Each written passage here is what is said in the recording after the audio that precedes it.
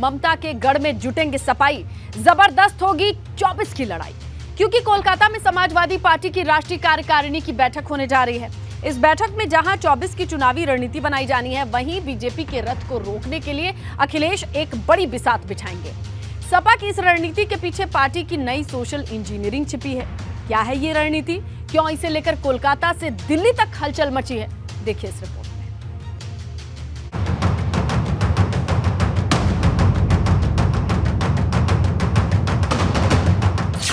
ममता के गढ़ में जुटेंगे सपाई, जबरदस्त होगी 24 की लड़ाई। भाजपा के खिलाफ रणनीति बनाएंगे अखिलेश, सपा के लड़ाकों को देंगे संदेश। उत्तर प्रदेश की सियासत में भाजपा को मात देने के लिए सपा अब तक कई प्रयोग कर चुकी है, लेकिन अभी तक सफलता हाथ नहीं लगी। और अब अखिलेश यादव की नजर 2024 की चुनावी जंग पर है, जिसे फतेह करने के लिए समाजवादी पार्टी कोलकाता में 3 दिन की राष्ट्रीय कार्यकारिणी की बैठक करने जा रही, जो 17 से 19 मार्च के बीच कोलकाता में होगी। क्योंकि अखिलेश यादव की तीसरी बार राष्ट्रीय अध्यक्ष बनने के बाद नई कार्यकारिणी की ये पहली बैठक है, जिसमें लोकसभा चुनाव की रणनीति पर चर्चा होगी। इस बैठक में 20 प्रदेशों के अध्यक्ष शामिल होंगे और 3 दिन तक चलने वाली बैठक में करीब 8 सत्र होंगे।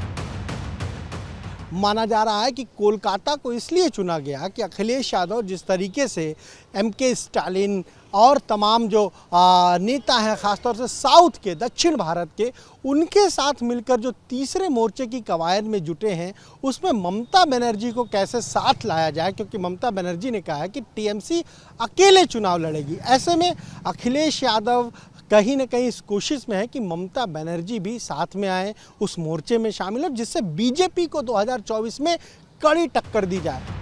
आपको बता दें कि कोलकाता में समाजवादी पार्टी की राष्ट्रीय कार्यकारिणी की बैठक करीब 11 साल बाद होने जा रही, लेकिन इस बार इस बैठक के जरिए अखिलेश बड़े सियासी समीकरण को साधने की रणनीति बना रहे, जिसमें राम मनोहर लोहिया, भीमराव अंबेडकर, चौधरी चरण सिंह और मुलायम सिंह यादव के सिद्धांतों के जरिए एक बड़ी लकीर खींची जाएगी। सपा की इस रणनीति के पीछे पार्टी की नई सोशल इंजीनियरिंग छिपी है, क्योंकि डॉक्टर राम मनोहर लोहिया के जरिए जहां समाजवादी विचारधारा वाले लोगों को अपने साथ जोड़ने की कवायद है, तो मुलायम सिंह यादव के जरिए यादव और मुस्लिम मतों को सहेज कर रखने की रणनीति। क्योंकि मुलायम सिंह यादव मुस्लिम यादव समीकरण के जरिए ही न सिर्फ यूपी से दिल्ली की सत्ता को साधते रहे, बल्कि कई बार सत्ता के सिंहासन पर भी विराजमान हुए। इसके अलावा अखिलेश यादव की कोशिश सपा को यादव मुस्लिम के समीकरण से आगे बढ़ाकर भीमराव अंबेडकर के जरिए दलित वोटों तक पहुंचने की है, तो चौधरी चरण सिंह के जरिए जाट और किसान को अपने पाले में जोड़ने की रणनीति है। क्योंकि यूपी में भाजपा 50% वोटों के आसपास है। इस आंकड़े को भाजपा 2019 के लोकसभा चुनाव में छू चुकी है, जबकि 2022 के चुनाव में भाजपा को 41% वोट मिले थे, वहीं सपा को 32% से ज्यादा वोट मिले। सपा ने अपने इतिहास में पहली बार 30% वोटों के आंकड़े को पार किया। इसके पीछे वजह यह रही कि सपा को यादव मुस्लिमों का एक मुश्त वोट मिला। इसके अलावा ओबीसी और दलित समुदाय के एक हिस्से ने भी सपा को वोट किया और हालिया मैनपुरी उपचुनाव में दलितों ने बड़ी संख्या में सपा को वोट दिया। इसके बाद खतौली में आरएलडी प्रमुख जयंत चौधरी ने जिस तरह से जाट मुसलमान गुर्जर दलित कॉम्बिनेशन के जरिए भाजपा को मात दी, तब से अखिलेश यादव जातीय समीकरण के इर्द गिर्द अपने सियासी ताने बाने को बुनने में जुटे हैं। क्योंकि उन्हें पता है कि भाजपा को तभी टक्कर दे पाएंगे जब दलित और ओबीसी वोट उनके साथ होगा। यही वजह है कि अखिलेश लगातार जाति जनगणना के मुद्दे पर भाजपा को घेर रहे हैं।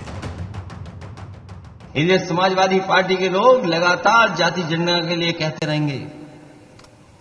इस सवाल को नेताजी ने भी उठाया, शरद यादव जी ने भी उठाया, देश के जितने भी दक्षिण भारत के बड़े बड़े नेता थे उन्होंने उठाया। वो देश के नेता चाहते हैं कि जनगणना हो, जाति जनगणना हो। और अब सबकी नजर कोलकाता में होने वाले राष्ट्रीय कार्यकारिणी की बैठक पर टिकी है, क्योंकि ये बैठक ममता बनर्जी के गढ़ में होने जा रही है, जहां अखिलेश यादव और ममता बनर्जी के एक मंच पर दिखने की भी बात कही जा रही। क्योंकि अगर ऐसा हुआ तो भाजपा के खिलाफ बनने वाले महागठबंधन को भी बड़ी धार मिल जाएगी। Bureau report, ABP Ganga.